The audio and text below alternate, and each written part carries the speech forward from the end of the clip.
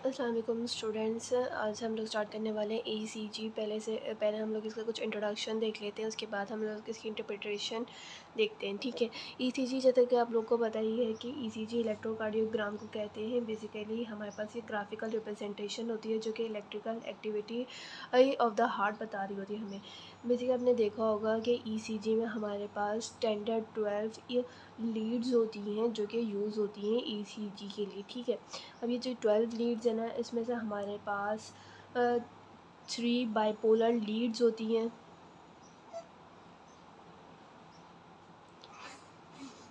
3 bipolar limb Leeds होती हैं, और हमारे पास 3 यूनिपोलर ऑगमेंटेड लीव्स होती हैं, ऑगमेंटेड लीड्स होती हैं, और 6 हमारे पास चेस्ट लीड्स होती हैं।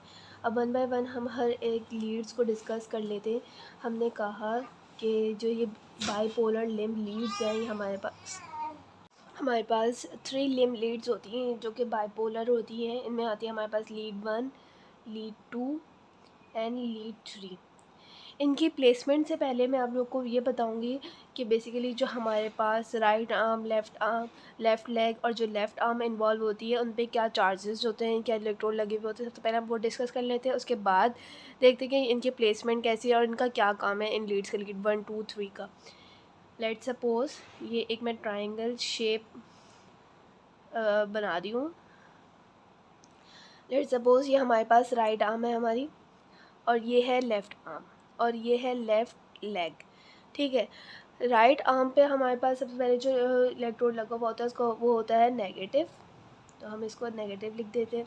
और लेफ़्ट आर्म पे हमारे पास क्या चार्ज होता है, पॉजिटिव, और जो लेफ़्ट लेग है ना वो भी पॉजिटिव होती है। ठीक है, अब आपने सबसे पहले ये याद रखना है, जो भी हमारे पास इलेक्ट्रिकल एक्टिविटी या फिर इलेक्ट्रोड्स कह लें या चार्जेस कह लें, कौन से अट्रैक्ट करते हैं, हमारे पास हमेशा जो अपोजिट चार्जेस होते हैं वो अट्रैक्ट करते हैं, और जो सेम चार्जेस होते हैं वो रिपेल करते हैं। तो अपोजिट चार्जेस हमारे पास अट्रैक्ट करते हैं, हम याद रखना, अपोजिट चार्जेस हमेशा अट्रैक्ट करते हैं। ये हमने बात कर ली जनरल के, यहाँ पे राइट आर्म पे हम लोग नेगेटिव चार्ज आ रहा होता है, इस पर पॉजिटिव लेफ़्ट आर्म पे और लेफ़्ट लेग पे पॉजिटिव। ठीक है, अब हम बात कर लेते हैं लिम्ब लीड्स। बेसिकली इन लीड्स का क्या काम है, ये हमारा लीड 1 जो है ना हमारे पास, ये रिकॉर्ड करती है, हमें सिग्नल्स रिकॉर्ड करके बताती है right between the right arm and left arm. ठीक है, राइट आर्म से लेफ़्ट आर्म तक लीड 1 हमें रिकॉर्ड करती है। ठीक है, और सिग्नल्स बताती है, क्या सिग्नल्स, लीड 1 और लीड राइट आर्म और लेफ़्ट आर्म के तरफ। जो लीड 2 का काम होता है ना, ये रिकॉर्ड करती है signal right arm and left leg के दरमियान, right arm and the left leg के दरमियान लीड 2 करती है सिग्नल रिकॉर्ड। और जो लीड 3 है ना हमारे पास, वो रिकॉर्ड करती है signal between the left arm and left leg. Right arm हमने कहा था कि नेगेटिव है, और देखिए इसमें चार्ज का नेगेटिव है, और ये है लेफ़्ट आर्म पॉजिटिव है, तो ये अट्रैक्ट करते हैं और यहाँ पे सिग्नल रिकॉर्ड करती है। लीड 2 में भी राइट आर्म नेगेटिव है और लेफ़्ट लेग पॉजिटिव है, तो ये हमारे पास जो नेगेटिव जो अपोजिट इलेक्ट्रोड्स होते हैं हमारे पास चार्जेस होते हैं वो अट्रैक्ट करते हैं। तो इस तरीके से इनके राइट आर्म और लेफ़्ट लेग के दरमियान जो है हमारे पास सिग्नल रिकॉर्ड करती है लीड 2।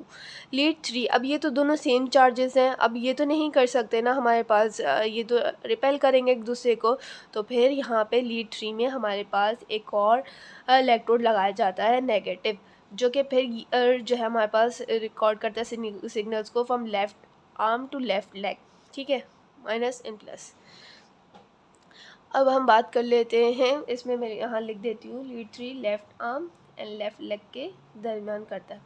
अच्छा, क्लिनिकली अगर हम लोग देखें तो हमारे पास जो राइट आर्म पे ना रेड कलर की एक लीड लगी हुई होती है, तो आप कलर से भी याद रख सकते हैं, रेड कलर की लीड होती है हमारे पास रेड आर्म पे राइट आर्म पे जो लगती है। अक्सर हमने क्लिनिकल साइड पे गए होंगे तो देखा होगा। और लेफ़्ट आर्म पे हम लोग कौन सी कलर की लीड लगा रहे होते हैं, येलो कलर की। ठीक है, और लेफ़्ट फुट पे हम लोग कौन सी कलर की लीड लगा रहे होते हैं, ग्रीन कलर की। अच्छा, एक और लीड लगी हुई होती है हमारे राइट लेग पे, राइट लेग पे हमारे पास लीड लगी होती है, वो होती है ब्लैक कलर की, बेसिकली वो न्यूट्रल होती है, उसका ऐसा कोई रोल नहीं होता सिग्नल रिकॉर्ड करने में, लेकिन फिर भी वो लगाई जाती है बैलेंस करने के लिए, न्यूट्रल होती है वो, ठीक है। ये तो हमने बात कर ली लिम्ब लीड्स की, बाइपोलर लिम्ब लीड्स हैं, ठीक है, 1, 2 एंड 3। अब हम बात कर देते हैं ऑगमेंटेड लीड्स की, जो मैंने कहा था आपको ये यूनिपोलर लीड्स हैं।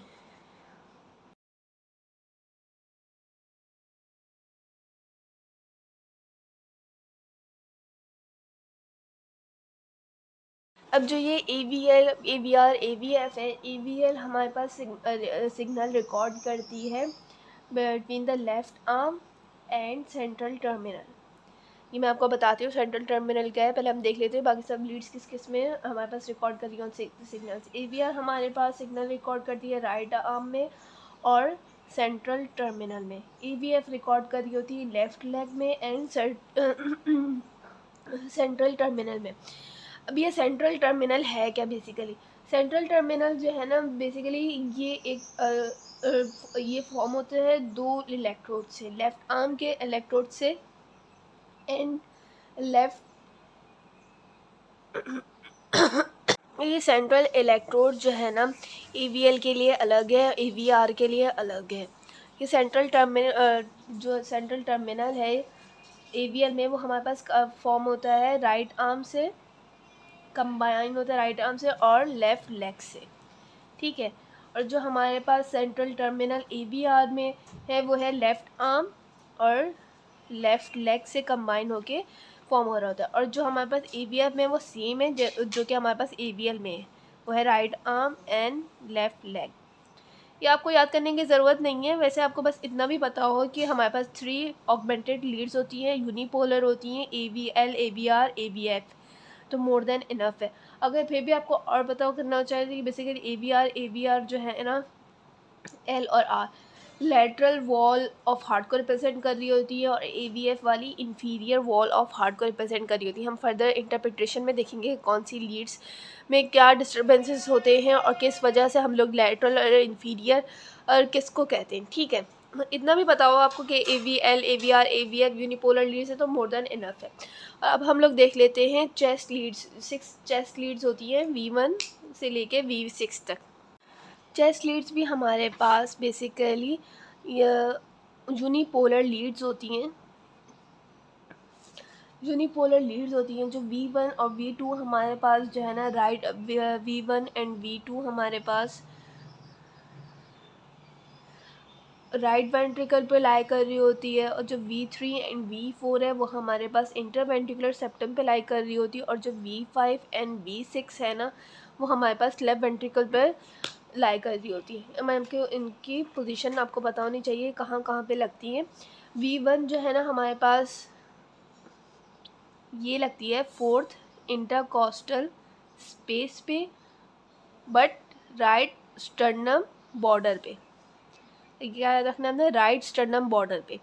ये जो V2 है ना हमारे पास, ये भी हमारे पास 4th इंटरकॉस्टल स्पेस पे लगती है but on left sternum border, ठीक है। ये आपने याद रखना है राइट एंड लेफ्ट। V3 जो होती है ना हमारे पास, ये हमारे पास V2 और V4 के बीच में प्रेजेंट होती है, बिटवीन V2 एंड V4। जो V4, अब V4 हमारे पास जो है ना वो लाई कर रही होती है 4th इंटरकॉस्टल, V4 लाई कर रही होती है हमारे पास मिड क्लेविकुलर लाइन में, सॉरी 5th इंटरकॉस्टल स्पेस पे और मिड क्लेविकुलर लाइन में। जो क्लेविकल होती है उसकी जो मिड क्लेविकुलर लाइन होगी ना उसमें, लेकिन 5th इंटरकॉस्टल स्पेस पे, ठीक है। जो V5 है ना हमारे पास, ये हमारे पास लाई कर रही होती है 5th इंटरकॉस्टल स्पेस पे but at anterior axillary line में, ठीक है। अब ये जो V6 है ना ये हमारे पास लाई कर रही होती है ये 5th इंटरकॉस्टल स्पेस पर but at mid axillary line, ठीक है। ये तो चेस्ट लीड्स की प्लेसमेंट हो गई। अब हम लोग देख लेते हैं कि कुछ वेव फॉर्म्स होती हैं ECG की, मेनली आपने ये पढ़ी ही होगी अपनी फिजियोलॉजी में।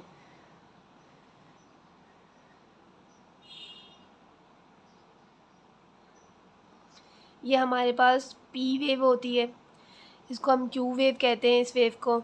ये जो पीक पे है हमारे पास आर वेव होती है, और ये जो छोटी सी डिफ्लेक्शन होती है इसको हम कहते हैं एस वेव, और ये वेव होती है टी। पी वेव जो है ना हमारे पास एट्रियल डिपोलराइजेशन की वजह से बन रही होती है। किसकी वजह से? एट्रियल डीपोलराइजेशन की वजह से। और क्यू आर एस हमारे पास किस वजह से बन रहा होता है? वेंट्रिकुलर डीपोलराइजेशन की वजह से। और ये जो टी वेव है ना हमारे पास किस वजह से बन रही होती है? रीपोलराइजेशन, वेंट्रिकुलर डीपोलराइजेशन या डीपोलराइजेशन। अब हमारे पास ये जो स्ट्रेट लाइन है ना, अब इसको जो स्ट्रेट लाइन है, जो भी इस पूरे वेव फॉर्म में जहाँ भी स्ट्रेट लाइन होगी ना उसको हम कंसिडर करेंगे कि ये सेगमेंट है। ठीक है, अब हमारे पास क्या सेगमेंट आ गया? ये हमारे पास पी टू आर सेगमेंट आ गया। तो ये हमारे पास क्या हो गया? P R segment. ठीक है, और ये हमारे पास एस से टी तक है तो हम इसको कहेंगे एस टी सेगमेंट।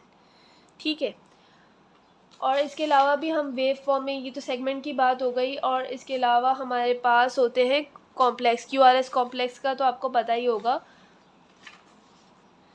और इंटरवल होता है हमारे पास पी वेव से लेकर आर वेव तक, तो हम लोग इसको कहते हैं पी आर इंटरवल। ठीक है, ये हमारे पास था पी आर सेगमेंट, जो कि हमारे पास था यहाँ से लेके यहाँ तक। इसको हम कह रहे थे P R segment. P R interval में हमारे पास फुल पी वेव इन्वॉल्व है। पी आर सेगमेंट में हमारे पास फुल पी वेव इन्वॉल्व नहीं थी, बस एंडिंग ऑफ पी वेव से लेके स्टार्टिंग ऑफ आर वेव तक हम इसको कह रहे थे P R segment. P R interval कहाँ से? पूरी पी वेव भी इन्वॉल्व है, पी आर इंटरवल। ठीक है, इसी तरीके से हमारे पास होता है क्यू टी इंटरवल।